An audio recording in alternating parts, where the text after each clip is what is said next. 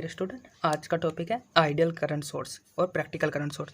तो current source के बारे में देखते हैं। करंट सोर्स होता क्या है कि आपका ये करंट है, ठीक है, और ये इसके पैरेलल में क्या होगा, कोई रेजिस्टेंस होगा। अगर आपका डीसी है तो ये आर आ जाएगा और एसी है तो आपका जेड आ जाएगा। ये क्या है, आपका करंट सोर्स आई, और ये रेजिस्टेंस, ये इसके टर्मिनल। इससे पहले लेक्चर में क्या देखा था कि आपने प्रैक्टिकल वोल्टेज सोर्स देखा था। अगर देखो इसमें क्या मिल रहा था, आपको कांस्टेंट मिल रहा था। अगर उसके टर्मिनल वो इसे चेंज, इस पर कोई लोड कनेक्ट है तो कांस्टेंट क्या था कि अगर ये आपका क्या मिल रहा था, कांस्टेंट मिल रहा था। अगर करंट की वैल्यू बढ़ा रहे हो, तो वोल्टेज क्या मिल रहा था, आपका कम होता चला जा रहा था। इस तरीके से आपकी कोई ग्राफ मिल रहा था। ये प्रैक्टिकल के लिए, ये क्या, करंट आप बढ़ा रहे थे तो वोल्टेज क्या हो रहा था, डिक्रीज हो रहा था प्रैक्टिकल के लिए, ठीक है। जो टर्मिनल वोल्टेज, टर्मिनल रेजिस्टेंस के कारण क्या हो रहा था, ये लोड करंट कम हो रहा था, ठीक है। ऐसे इसमें क्या है आपका, इसमें करंट सोर्स में अब करते हैं करंट सोर्स। अब करंट सोर्स क्या है कि आप क्या करो, यहाँ अगर करंट की वैल्यू चेंज हो रही थी, किसके कारण, इंटरनल, इसके एक्सटर्नल रेजिस्टेंस के कारण। अब करंट सोर्स में क्या करो, यहाँ से कोई रेजिस्टेंस कनेक्ट करो। तो रेजिस्टेंस कनेक्ट करने के बाद इसका करंट हमेशा क्या रहेगा, कांस्टेंट रहेगा। करंट कांस्टेंट रहेगा क्योंकि पैरेलल है, पैरेलल में आप लोड कनेक्ट करते चले जाओ, तो पैरेलल में, ठीक है, ये वाला जो करंट है आपके यहाँ हमेशा क्या रहेगा, कांस्टेंट रहेगा। ये चेंज होगा, यहाँ कुछ मिलेगा आपको, यहाँ कुछ मिलेगा, यहाँ कुछ मिलेगा, नेक्स्ट चेंज होती है वैल्यू मिलेगी।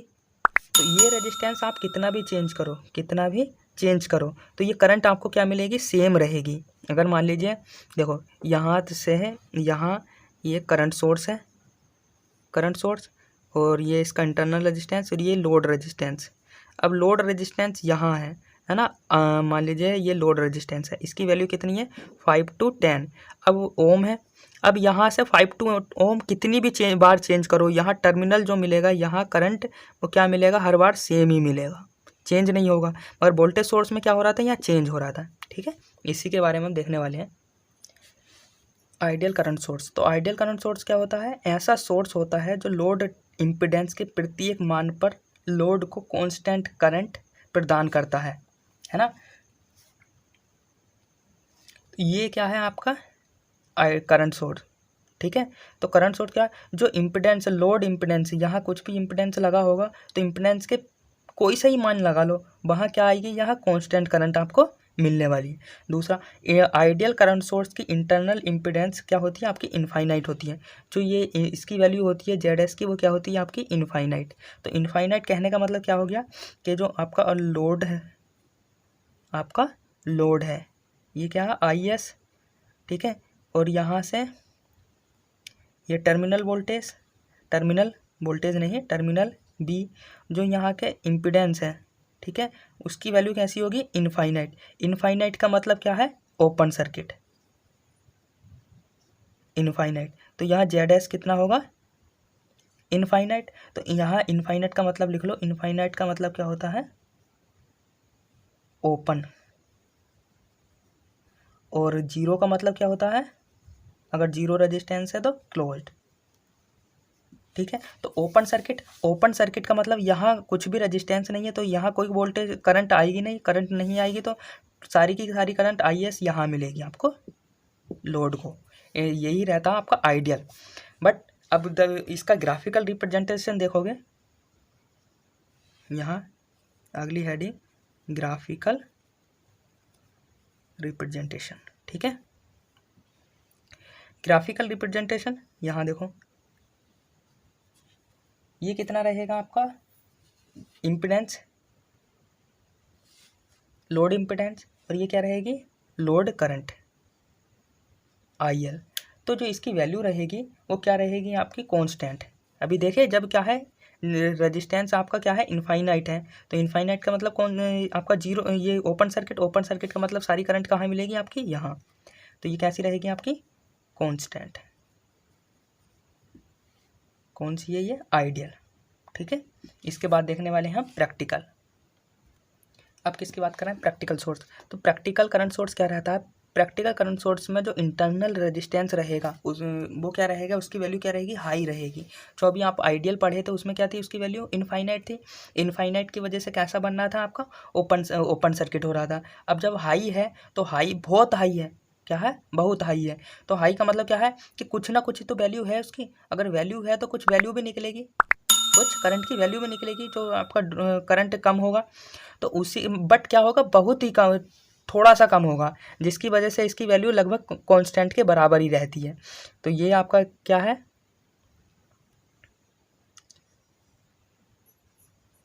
करंट सोर्स है ना। ये इम्पिडेंस जेड एस कैसा है, इसकी वैल्यू कैसी है आपकी, हाई। और इसके पैरेलल में एक क्या लगा दो आप, लोड लगा दो। ये क्या लगा दिया मैंने, लोड, कितनी है, जेड एल। ठीक है, अब देखो यहाँ कितनी करंट मिल रही होगी, आई एस। ठीक है, ये क्या है, नोड है, नोड में मैं जितनी इनकमिंग करंट फिर क्या होती है, आउटगोइंग करंट बराबर रहती है। तो ये केसीएल का रूल है, केसीएल हम आगे पढ़ेंगे थ्योरम के साथ। ठीक है, ये अभी हम सोर्स के बारे में पढ़ रहे हैं। तो यहाँ कितनी मिलेगी आपको, जेड एस, और ये जेड एल। ठीक है, ये डैश कर लो इसे, या इसे कर लो वन, क्या कर लो, वन। अब नोड ए, नोड ए, तो नोड ए क्या है, यहाँ क्या है, अगर केसीएल अप्लाई करोगे, केसीएल, तो केसीएल क्या होगा, आई एस बराबर कितना होगा, I one plus I L. ठीक है, समझ में आया। और आई वन की वैल्यू निकालोगे, आई एस माइनस का आई एल, ये इधर आई एल इधर आ जाएगा तो माइनस का हो जाएगा। ठीक है, अब इसमें इसमें के ओम्स लो लगाओ, तो यहाँ वोल्टेज कितना मिलेगा, यहाँ तो बी बराबर आई आर, तो बी वन कितना मिलेगा आपको, बी वन की वैल्यू बताओ, हाँ I one into Z S, है ना। यहाँ वोल्टेज कितना मिलेगा, यहाँ वोल्टेज मिलेगा आपको बी एल, लोड वोल्टेज कितना मिलेगा, I L into Z L. ठीक है, यहाँ की वोल्टेज और यहाँ की वोल्टेज, तो इसकी वैल्यू रखो। अब देखो ये दोनों पैरेलल में लगे हैं, तो पहले ही मैंने रूल समझाया कि पैरेलल में क्या रहता है, वोल्टेज क्या रहता है, सेम रहता है। तो बी वन और आई एल ये दोनों क्या रहेंगे, बराबर रहेंगे। ठीक है, तो यहाँ क्या है, पैरेलल के लिए फोर पैरेलल, तो पैरेलल के लिए क्या हो जाएगा, बी वन बराबर बी एल, तो यहाँ वैल्यू रखो, आई वन जेड एस बराबर किसके होगा, आई एल, ये होगा जेड एल, तो जेड एल।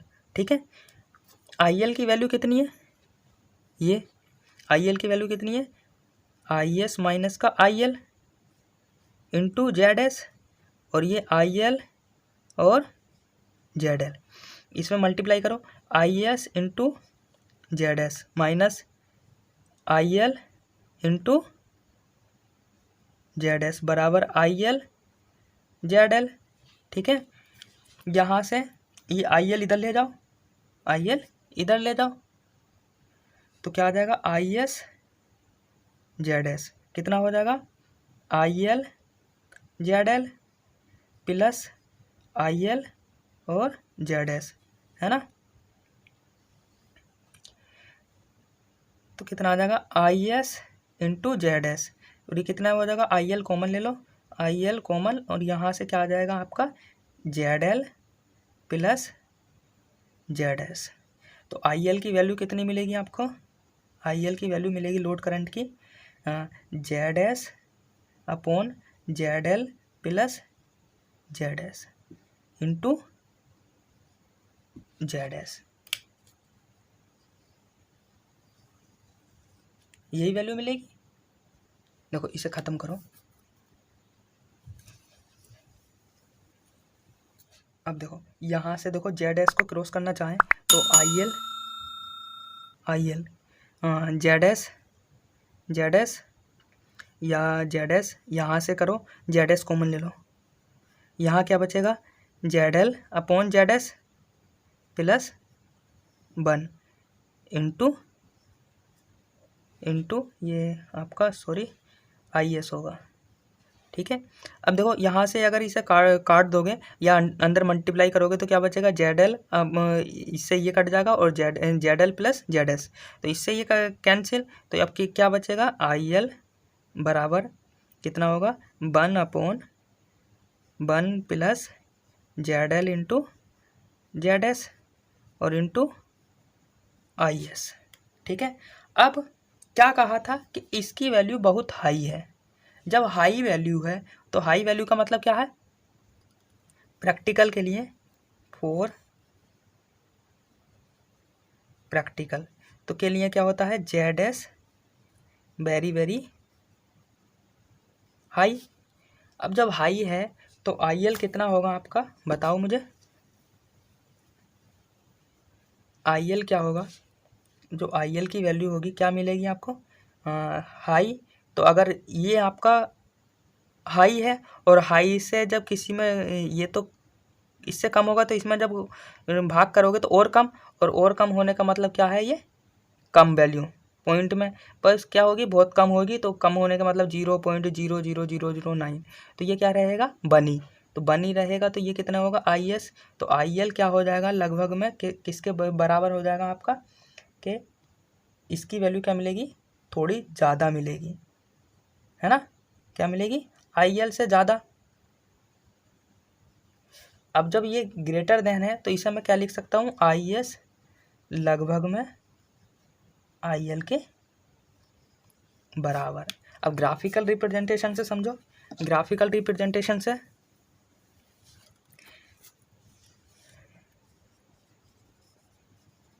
ग्राफिकल रिप्रेजेंटेशन तो ये क्या है आपका जेड एल और ये आई एल है ना, आई एस रखो अभी। तो ये क्या थी आपके कांस्टेंट, जब आप लोड लगा रहे हो क्या लगा रहे हो लोड, प्रैक्टिकल सोर्स है तो प्रैक्टिकल सोर्स का मतलब हाई, और हाई का मतलब क्या है कुछ ना कुछ इसकी वैल्यू रहेगी, तो वैल्यू का मतलब क्या है कि इसके क्या होगी कि इसके करीब में ही होगी, और ये कितनी होगी आपकी आई एल, और ये कैसा सोर्स कहलाएगा आपका प्रैक्टिकल करंट सोर्स। ठीक है, तो ठीक है आपको ये लेक्चर समझ में आया होगा, मिलते हैं नेक्स्ट लेक्चर में।